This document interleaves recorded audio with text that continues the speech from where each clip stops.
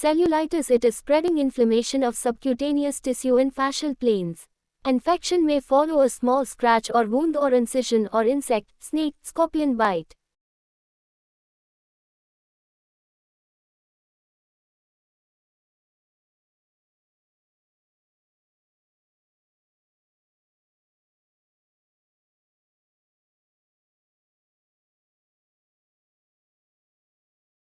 It can be superficial or deep.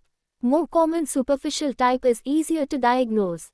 It is common in diabetics, immunosuppressed people and old age.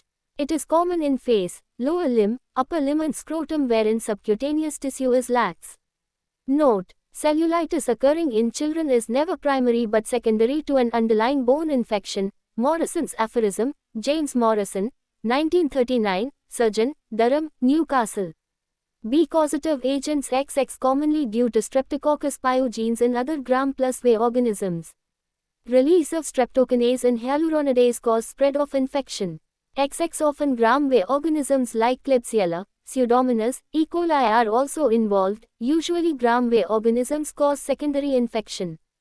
B. sequelae. XX infection can get localized to form pyogenic abscess. XX infection can spread to cause bacteremia, septicemia, paemia.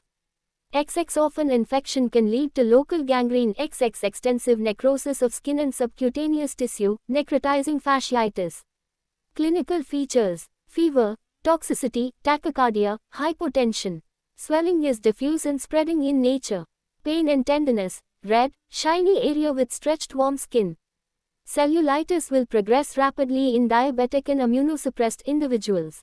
Tender regional lymph nodes may be palpable which signify severity of the infection. No edge, no pus, no fluctuation, no limit. Investigations: total count raises, differential count, platelet count decreases, to be done. Liver function tests, blood urea and serum creatinine in severe cases. Blood sugar estimation, urine test for ketone bodies, glycosylated hemoglobin estimation. Deep vein thrombosis, DVT, often may mimic cellulitis of lower limb. Venous Doppler and ultrasound of soft tissues of the limb may require in such situation. Treatment: elevation of limb or part to reduce edema so as to increase the circulation and bandaging. Antibiotics, penicillins, cephalosporins. Dressing: often glycerine dressing is used as it reduces the edema because of its hygroscopic action. Glycerine magnesium sulfate dressing.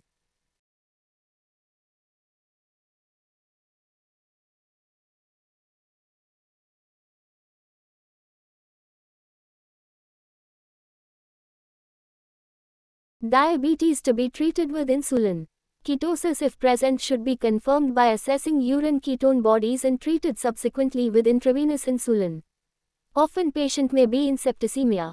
Patient in such condition should be treated with higher antibiotics, critical care with fluid management, along with maintaining adequate urine output.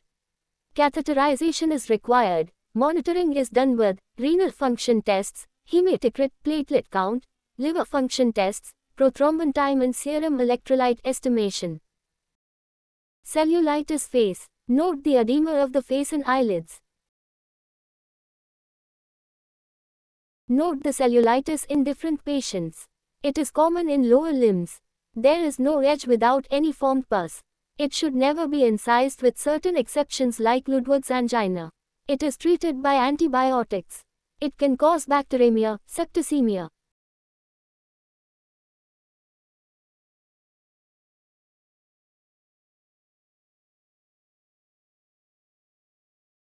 Cellulitis in special areas. Orbital cellulitis. Commonest organisms are Streptococcus viridans, cellulitis in orbit causes proptosis, leading to impairment of ocular movements and blindness. It can spread through ophthalmic veins into cavernous sinus causing cavernous sinus thrombosis. It requires admission and immediate aggressive treatment with higher generation antibiotics, penicillins, cephalosporins. Dangerous area of face, area of upper lip and lower part of nose. Infection from this area spreads through deep facial vein. Right pointing arrow pterygoid plexus. Right pointing arrow communicating vein. Right pointing arrow cavernous sinus causing its life-threatening thrombosis. Severe cellulitis face involving nose, eyelids and facial skin. It can cause septicemia, cavernous sinus thrombosis or intracranial spread of infection. This area is called as dangerous zone in face. It needs hospitalization for treatment. Ludwig's angina, Wilhelm Friedrich von Ludwig in 1836, it is a rapidly progressive polymicrobial cellulitis of the sublingual and submandibular spaces involving the floor of the mouth and suprahyoid area on both sides of the neck. Commonest cause is dental infection of second or third molar teeth precipitated by tooth extraction. Other causes are submandibular sialadenitis, trauma, peritonsillar abscess, upper respiratory infection, interventions like endotracheal intubation. Predisposing factors are diabetes mellitus, chemotherapy, oral cancer, alcohol, neutropenia.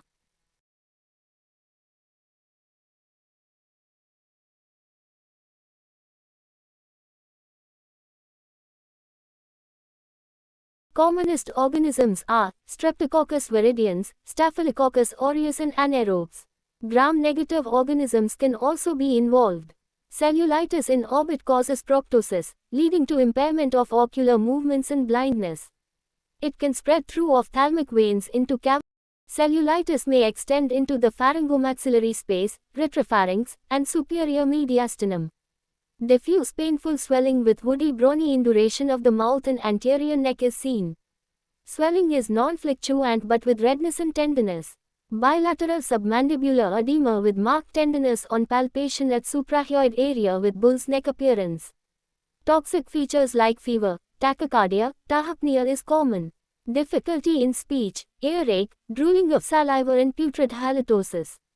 Involvement of connective tissues, muscles and fascial spaces but not glandular structures.